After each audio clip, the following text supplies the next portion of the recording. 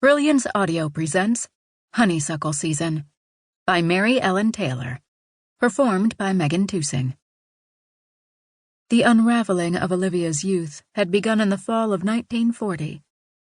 The war in Europe was raging, and the Pacific was sowing the seeds of another great explosion. As world events burrowed their roots deeper into her innocence, she desperately tried to replenish the soil, believing she could still sow the seeds of new dreams and hopes. But the earth had continued to shift and erode until finally she had stumbled, and her rose-colored glasses had fallen away forever. She now sat by the hospital bed, holding the pale hand of her dying friend. Blue veins, so pricked and prodded by doctors and nurses, lined small hands that, for the first time, were not coiled and poised for a fight.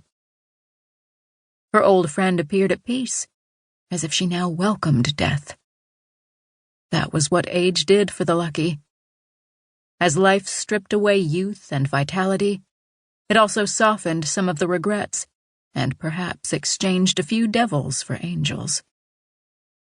Her friend's face was narrow and deeply lined, and her once wiry body whittled down to bone and skin. Thick auburn hair had thinned and grown as white as her paper-thin skin. IVs dripped sedatives and painkillers, while monitors beeped softly.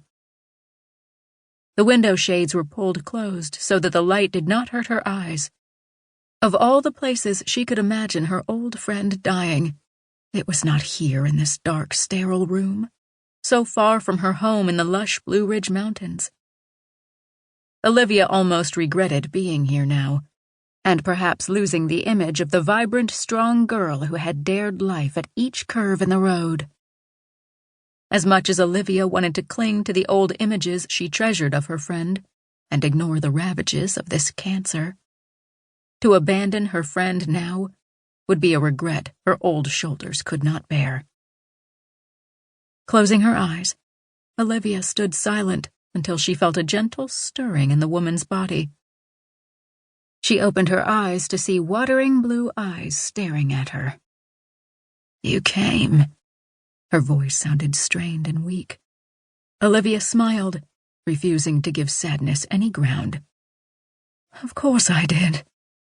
"Is my child here?" "Yes." "She drove me. My eyesight won't allow me to drive beyond my little town." As if Olivia had not spoken, "How is my daughter?" "She's grown into a fine woman."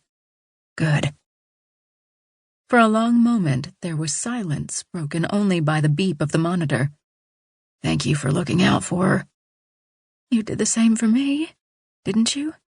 Looked after my granddaughter when she needed it most." "How is she?" "She just had her second baby." She thought back to that one single act of courage a half-century ago that had bonded the two women. They had risked life and limb for each other and kept so many secrets. Fragile brows gathered in a frown. "Don't go to your grave with your secret, Miss Olivia. You and I both know it's the kind that binds the soul to the earth," she said. Olivia had locked away so many memories over the years that they had tangled together. She feared a tug on one would unravel the entire lot. Confession might be good for the soul, but by her way of thinking, it did little else. Her secret had served a purpose, and if keeping it meant her soul was bound to this earth forever, then so be it.